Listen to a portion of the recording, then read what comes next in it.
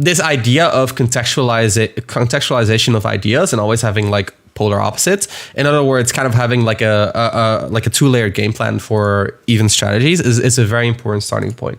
And I would argue in terms of like your overall growth, like a very important part of improving in general. So if you think about it, right, like this is a hard question. What differentiates you from MKLeo?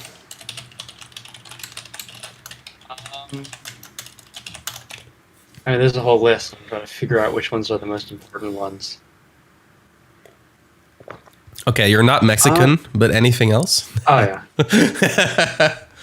lower spice tolerance. I don't know.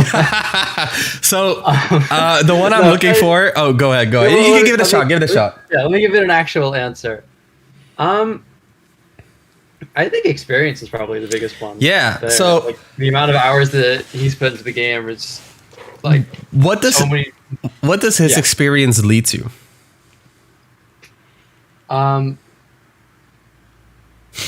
He's already made all of the mistakes that I make now, and so now he knows not to make those mistakes, and he's fine-tuned his play to a level where like it's smart for anyone to beat him. So concretely, very practically, what does that mean that he does that you don't do?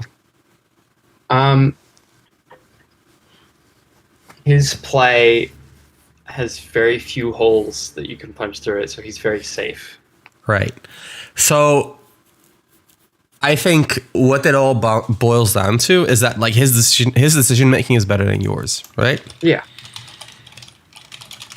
At the end of the day, improving is literally just making better decisions. It's like it not even like about the same. It's like literally the same. If you get better, it's because you're making better decisions. So in other words, how do you make better decisions? Have you ever thought about that? How do I get better at making better decisions? It's a very hard thing to think about. A little bit. I have tried to sort of dip my toes into like developing my skills in VOD reviewing and coaching, because I do a lot of that for the students at the club. But I haven't made a lot of headway. That's so fair. I'm not sure. No, that's a very fair answer. This is something I haven't made a lot of headway in myself for a long time as well.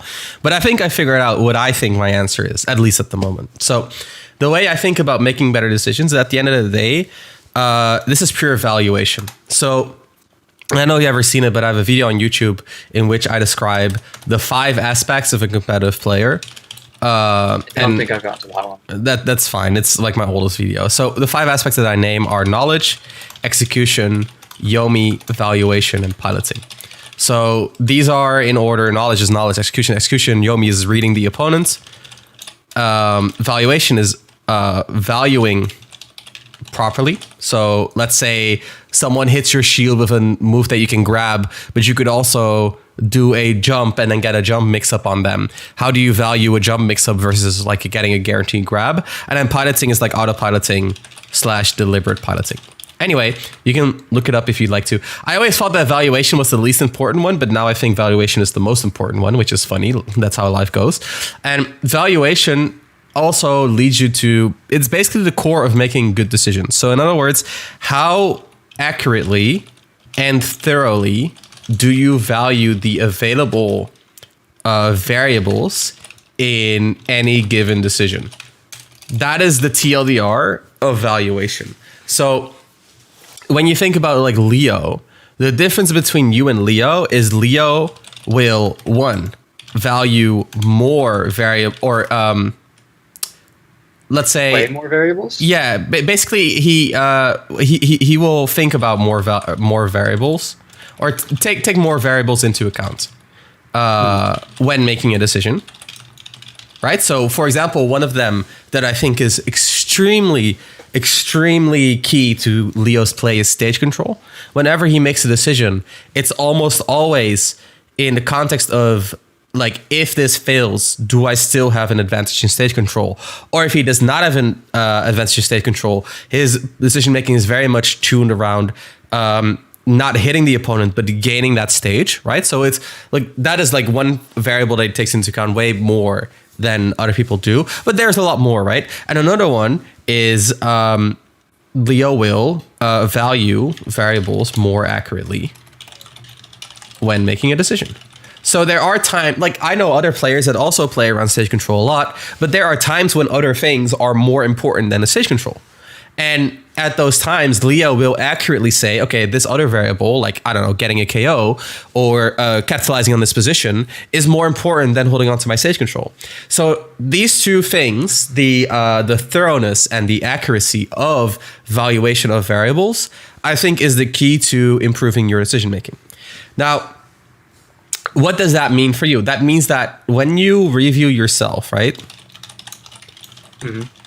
You want to ask yourself, what am I weighing my decisions on? And how should I reconsider the weighing based on what's going on? So we talked about like putting things on a scale, right? And saying like, oh, on one hand, there's pressuring, on the other hand, there's holding on to stage, right? And then there's like, okay, how do you balance these two?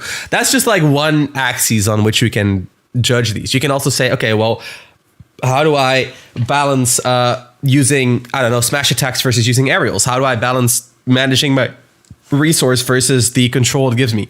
So when you review yourself, when you try to improve, what I really recommend that you do is that you, when you make a mistake, like for example, like, you know, giving up stage control for no reason, getting hit, getting reversals, not continuing your advantage, all that stuff. When you make a mistake like that, I recommend that you reflect on this, like basically these two questions. Like why did I make that decision? Like what were the variables that I took into account? And what should I, like, how should I reconsider the way I'm weighing these variables? So in this situation, right? And we'll just go back to this like one interaction because it's very, like I said, movement is like your core issue, right? So here, what I'm seeing is that you jump forward to pressure. And the issue is that you're doing a full hop because you feel like it's safer so that they cannot interrupt you. And because of that, you're giving them time to basically hit you back into the corner. So you are valuing pressure and, basically a bit of like, let's say early safety. We'll call it early safety because short hop is safer a little bit later. You're valuing that over, like again, control and late safety.